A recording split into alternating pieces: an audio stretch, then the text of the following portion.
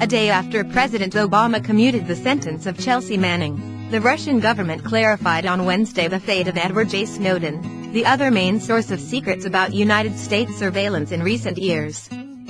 Mr. Snowden, a former National Security Agency contractor who was granted asylum in Russia in 2013, will be allowed to remain in the country for a couple more years, Maria Zakharova, a spokeswoman for the Russian Foreign Ministry, said on Facebook. He and his supporters have been campaigning for a pardon from Mr. Obama, but the chances of clemency appear to be vanishingly small given that his name did not appear on a list of pardons on Tuesday.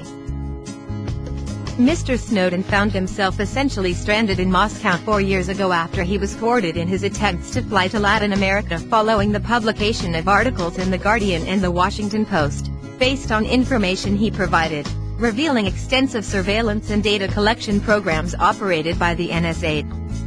In response to a question about why Mr. Snowden and Ms. Manning were being treated differently, Josh Earnest, the White House press secretary, said on Tuesday that the documents leaked by the former N.S.A. contractor were far more serious and far more dangerous than those Ms. Manning had disclosed.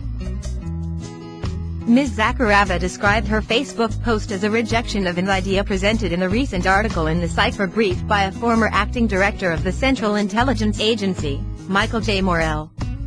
He suggested that Russia should extradite Mr. Snowden to the United States as a signal of goodwill to the incoming Trump administration. Ms. Zakharova said that Mr. Morell's suggestion of turning over Mr. Snowden would amount to a gift for the new American leader.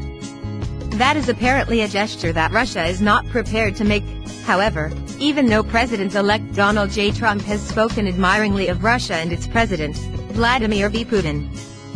The funniest thing is that the former deputy director of the CIA does not know that Snowden's residence permit in Russia was just extended for a couple more years, Ms. Zakharova wrote. And seriously, the essence of what the CIA agent is suggesting is an ideology of betrayal, she wrote.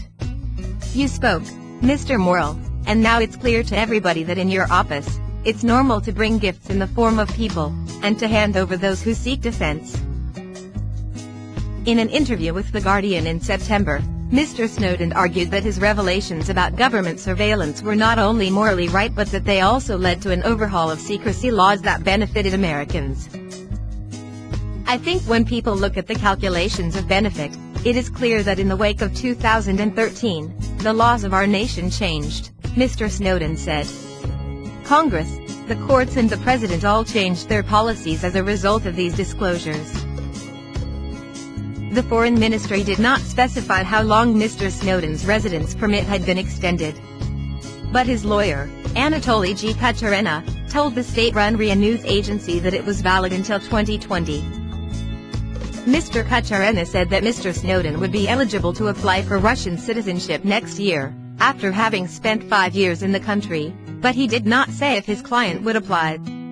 Mr. Snowden is accused of violating the Espionage Act in the United States and would face at least 30 years in prison if convicted. Some privacy advocates have lionized Mr. Snowden as a whistleblower, while his opponents and government officials have cast him as a defector, particularly in light of his seeking asylum in Russia. Mr. Snowden has taken pains to portray his exile as comfortable. He spends time with his girlfriend, Lindsay Mills, according to posts on social media, and he recently took a break from posting on Twitter for what he described as a vacation, presumably in Russia.